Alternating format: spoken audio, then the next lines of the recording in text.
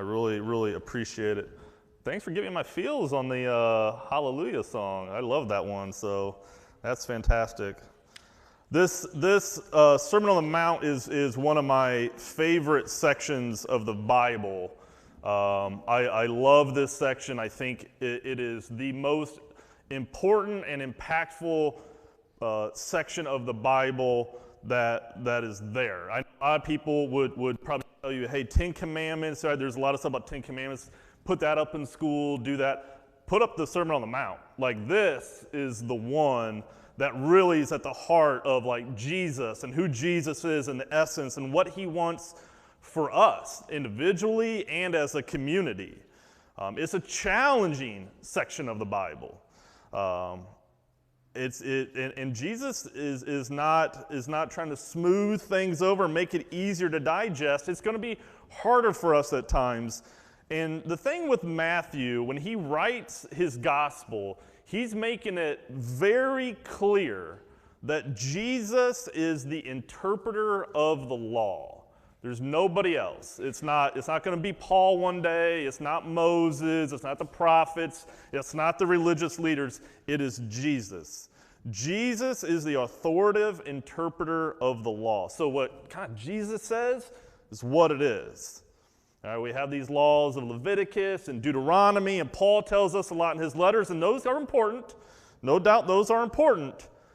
But Jesus' take on our lives and our lives as followers, it goes above everybody else's opinion. And one truth that we can take away from what Jesus tells us is that the commandments, as Jesus understands them and shares them, it's not going to get easier. He's going to be stricter. He's going to be more demanding, and he's going to get more at the root cause of what maybe has us commit things that are not of Christ. For example, and we'll talk about this in a future sermon, it may say, do not murder. Well, Jesus says, yeah, that's great, but let's go deeper. Let's talk about the anger that causes that. So Jesus is always going to push us further and farther to look inside of ourselves. And the challenge with Jesus isn't always black and white. We have to kind of decipher a little bit. We have to kind of see what he's getting at. We have to do a lot of work at times internally as a community and individually. 10 Commandments are pretty black and white. Don't murder. Don't steal. Okay, I follow that fairly easy. Though even that's kind of interesting. Like you think about don't murder. Well, what about soldiers? What about self-defense? What about, so black and white as we think that is, that creates this whole other discussion. But Jesus doesn't just lay it out like that. And with the Beatitudes and starting off, he goes up on this mountain, he sits down, and he begins to preach. Now, it's kind of understood that he's probably just preaching and just talking to his disciples, but there's people around. There's no audio equipment. I'd be curious how much his voice carries, but he is on top of a mountain, so maybe that helps. But what is a beatitude, you may ask? Because this is what we are talking about today. Beatitude is a supreme blessing, and it's why you see language as being blessed. Blessed are. Now, a little information about that term blessed that we have here. It comes from the word called asher. Asher is a Hebrew word. It means blessed, it means happy, it means fortunate. So depending on what translation of the Bible you read, you may see it say happy are instead of blessed are. There is not one term that really speaks well to asher, to that Hebrew word. So it kind of incorporates all that, blessed, fortunate, happy, whatever would kind of compile that, it all works in this. And Jesus flips the script a little bit on what we think and who we think are blessed. We may have in our own minds about those that we think are blessed. We see people thriving in some ways, they have money, they're living a good life, they seem like they have it all together. Wow, they are blessed. Jesus kind of flips that script on how we think about people who are blessed. And I would be curious for yourselves, if you wrote down on a piece of paper this week, blessed are, ... And what if you wrote down, who are the blessed ones that you see every single day that at first sight you wouldn't really think so, but maybe there's something about them. Maybe there's something about them that goes, man, they got it right. Man, they sure are living out their faith. Man, I can tell that they have a connection with Jesus that maybe I don't have. It may not be the ways in which we always see who are blessed, and it may be even a way for us. Where are times that maybe we have been blessed, but maybe it sure didn't feel like it, but maybe we can look back and go, you know what? Kind of glad I went through that moment. It was hard, but boy, did I get some of that. Boy, blessed are. You know, I'm reminded when I wear this stole. This is my ordination stole. If anybody, because people usually like this, and Joy commented on this morning. It's my ordination stole, and when you get ordained, you get a stole. It's about a $500 stole. It was given to me by my church, my youth group, and people in my ordination team. It's very important to me. It represents who I am as a minister. It represents all the different people that I've ministered to and been a part of, and every time I wear it, I think about the journey of 14 years of ministry that I've been on. Some ups and some downs. Some great times and some times that make me never want to do and step in a pulpit ever again. And I'm still here. And blessed am I for going through those moments, because I think it can make me a better minister. Makes me a better minister than maybe what I would have been. Doesn't make me a perfect minister. Doesn't always make me good. But I think it's made me better and more experienced, hopefully more empathetic and more compassionate. I'm thankful for those moments. Some moments I wish I never, ever went through, and I would never want to go through them again. But blessed are we when we go through such moments and we keep our faith. And Jesus shows us through the Beatitudes that God's kingdom and the values of that kingdom are not the same of the rest of the world. They're not. They're not the same. And this is one reason that we as Christians and as a church should not make decisions or operate like the world. We should not.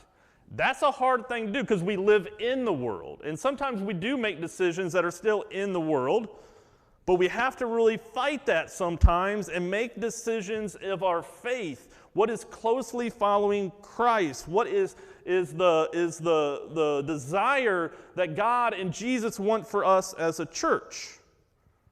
People will say at times, church is a business. I would disagree. It's not. Church is a church.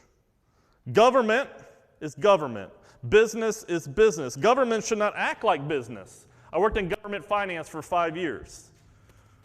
And I'll tell you, I am very proud of the government I worked for. I worked for the city of Jeffersonville, Indiana, for a mayor named Mike Moore. Mike Moore's a good friend. Mike's a Republican mayor. You can probably guess which side of the aisle I probably fall on. Not on that side, but that's okay. I love Mike, and I'm so thankful to work for Mike and work for him because he is a good man who wants the best for Jeffersonville. You know, you can have disagreements and still do good work together. Strange how that works. He's never raised taxes over there. Never once has raised taxes. But they have done an amazing job over there in building up that community. And in finance, we had once had an ice rink over in Jeffersonville, and it lost money every year, 40, 50 grand a year. We get calls all the time. Oh, you can't be having this ice rink. You pay kids to work there. You're losing money, blah, blah, blah. We're like, yeah, we can. Like, the government is not for profit. The church is not for profit. If you as a government are taking in tons of money and not pouring it back out in services, then you need to cut taxes. Pretty simple.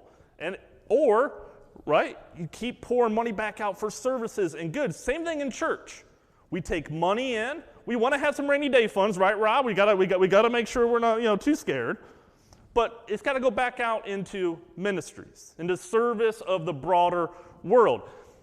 In business, it's profits. Boy, to keep those shareholders happy, we will fire staff to increase our profits so they get more of that dividend. It's about profits, big CEO bonuses at times. Not always, But business, church, and government all act differently. So when we think about church and decisions we make and things that we have to do, it's got to be different than the rest of the world. How we interact with others, how we use our offerings, our setup is different than what Amazon does. It's different than what the coffee shop does or what your local insurance agent across the street does. My last church I worked at, we had a personnel team, very knowledgeable. We had 3 people who were in high-end corporate jobs. One was an HR rep for the United States Census Bureau. And when they could write some policies. They could write some policies with the best of them. Problem is, they lacked heart. They knew structure, but they lacked heart. So when we went to personnel with concerns or staff issues and things like that, things didn't get addressed real well because it just wasn't their comfort thing. So we said, you know what, we got to have somebody in personnel that can understand ministry life. And so we luckily had a few ex-ministers in our congregation and put one on the personnel team. And it changed the entire dynamic of how that functioned. And so we always made sure that we have some people with good experience, but then some people who have no idea about HR, but are just prayerful and faithful because they help to add that balance. In church, we should have that. We need people with knowledge, but we need people who are just faithful and loving people. Yes, you can have both of those. You can be knowledgeable and faithful and loving, but sometimes we have to be even more intentional about that because church has to behave differently. And Jesus is laying it out, how we should be, which is in conflict a lot of times with the thoughts and statements of the world, and it comes out in the Sermon on the Mount. But Jesus is showing us how the church can live as a community of the new world. And I think we can take that statement today. Jesus is showing us how the church can live as a community of the new world. Every year that passes, as time moves forward, we're in a new world. And these Beatitudes are to be taken as fact. Not just like, oh, well, I mean, they sound nice and good, and maybe we'll do a little bit, or we'll do half of it, or a quarter of it, we'll just do whatever we're comfortable with. No, like this, Jesus is saying, do this. This is the setup. So we'll start with the first 4. These 4 are for those that experience poverty and grief and still trust God in the face of brutality and violence and still yearn for relationships to be restored. That's hard. Is that not hard? If you've experienced massive grief, is that not hard to keep your faith through that moment? Has anybody here experienced massive poverty and had to keep their faith in that moment? I mean, I grew up with my mom. My parents were divorced when I was young. My mom didn't have money. And I lived in a 1-bedroom house with my mother and my sister. I slept in a laundry room next to the washer and dryer on a cot that folded up. My clothes were on a clothes rack. I remember at times crying at middle school because I didn't have money for lunch. My mom qualified for food stamps, but was too good. She worked up to 4 jobs. I never once owned a pair of Nikes growing up, and I know that sounds silly, but when you're a kid in school and you can't have what your other friends have, it hurts. We would eat toast with gravy and the little corned beef that kind of comes rolled up in a can 4 days a week. I never want to smell it or see it again on toast. Never want to see it. Boy, my mom was rolling, we got a roast. Guys, I may not understand all the poverty of the world, but I know what it's like to not have. I know what it's like to be the poor one in the group. I know what it's like to not take the 8th grade trip to D.C. because nobody can afford it. I know what that's like. And it's not just about poverty of money and things like that. It's also about poverty of spirit, right? Poor in spirit goes beyond just what we see as a worldly wealth. Poor in spirit are for those who are crying out to God in pain, looking for answers, who are hurt and broken and beaten down. Those who have doubts, like your sermon last week, doubts. And in their faith, they are struggling and crying out to God for answers. There's a humbleness in seeking God in these moments. The rich, the wealthy can receive it as well if they humble themselves.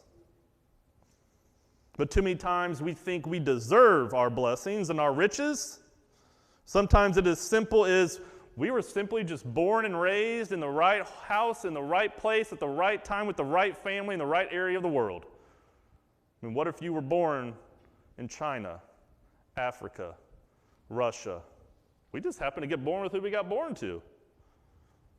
That doesn't mean that times we haven't worked our butt off to get where we are and we haven't earned our way. Absolutely. And sometimes we had a head start and sometimes we didn't, but that doesn't mean that's everybody's circumstance. So having empathy and understanding, even when we've made it, is important. That's a way to humble ourselves when we say, hey, I was fortunate. Blessed am I for being able to achieve this and do this, but let me also empathize with the other person because I don't fully understand their circumstance. Let me humble myself down and understand and see if I can meet them where they are and help them out in this moment where they are poor in spirit.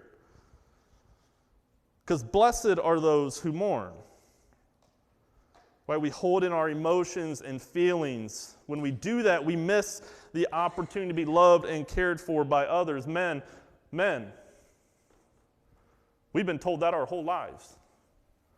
Don't share your feelings. You better not cry. You're soft, you're weak. If you do so, don't do that.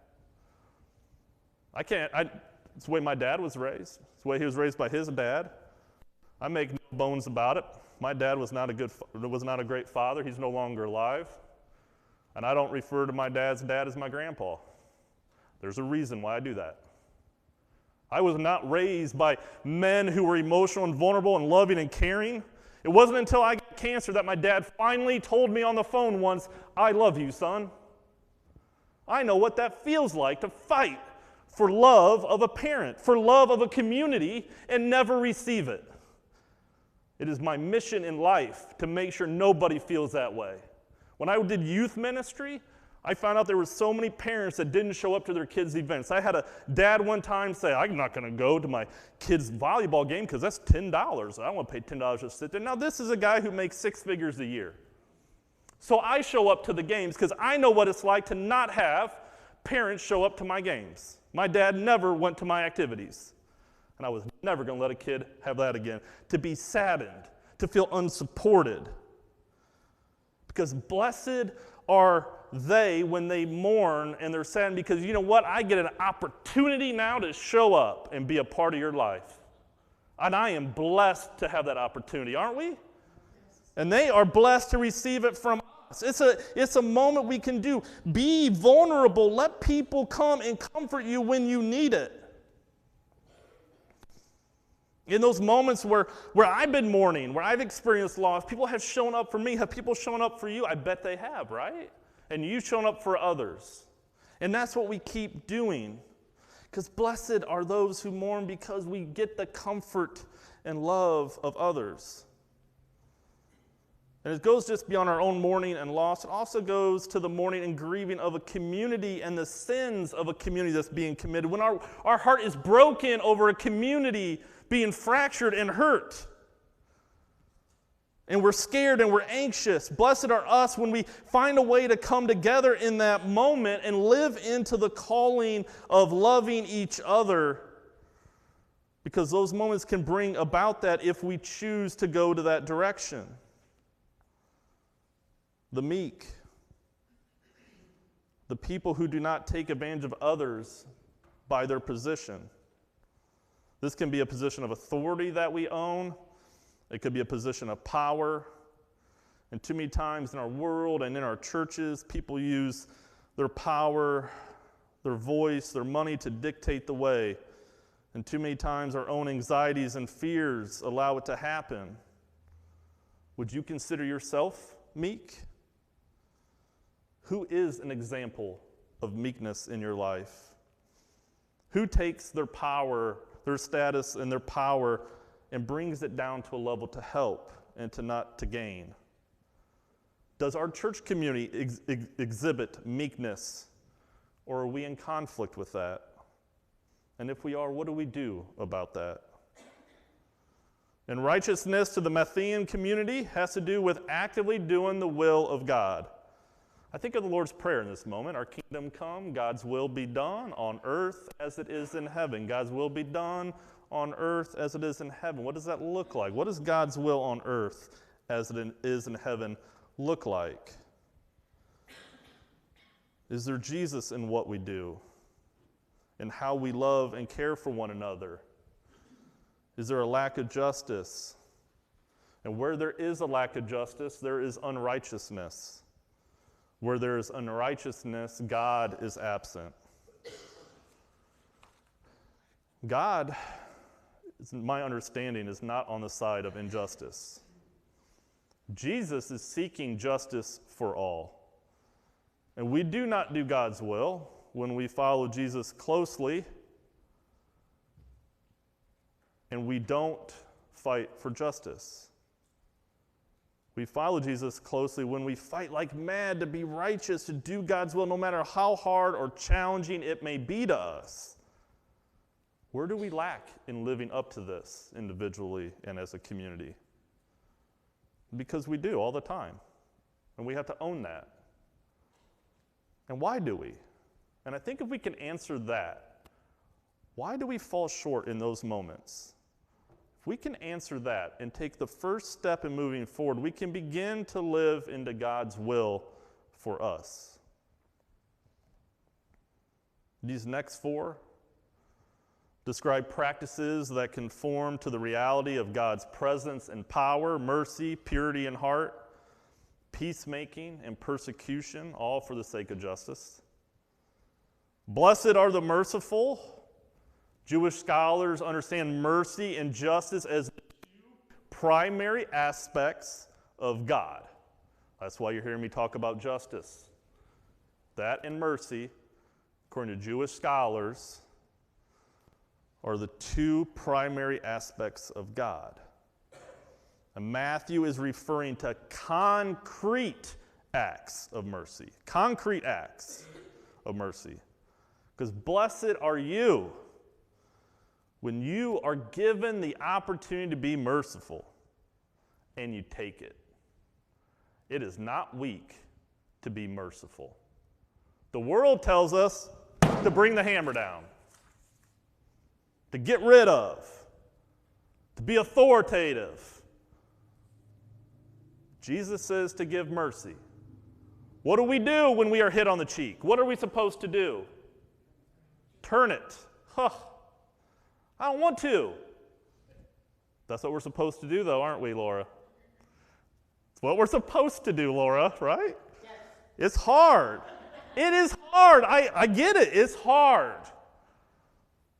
That doesn't mean we just take it, we don't fight for change. We do. But we are not to live of the world and bring hammers. We are to bring mercy. We are to be just filled. And when you give mercy away, you get the opportunity to receive mercy yourself, right? Because it's blessed are the merciful who give mercy away. They will be blessed. You have to give it away first before you receive it. And I don't know about you all, but I pray to God, God is merciful to me. If I do not get mercy from God, I will not seek heaven. I won't get it. Because I ain't perfect. And I haven't ever been even that good at times in my life. I've been terrible at times. I've been downright hurtful to people. I pray all the time that God is merciful to me. But for me to receive that mercy, when those times come up in my life, I got to give it away first. When we go to pure in heart, this is a center of thought and conviction. It's about our devotion to God. How we come to this place to praise and worship. Are we here to devote this time that we're here together to God? Or are we here with other intentions? Are we here being devoted? Are we devoted to God in the work and the service that we do?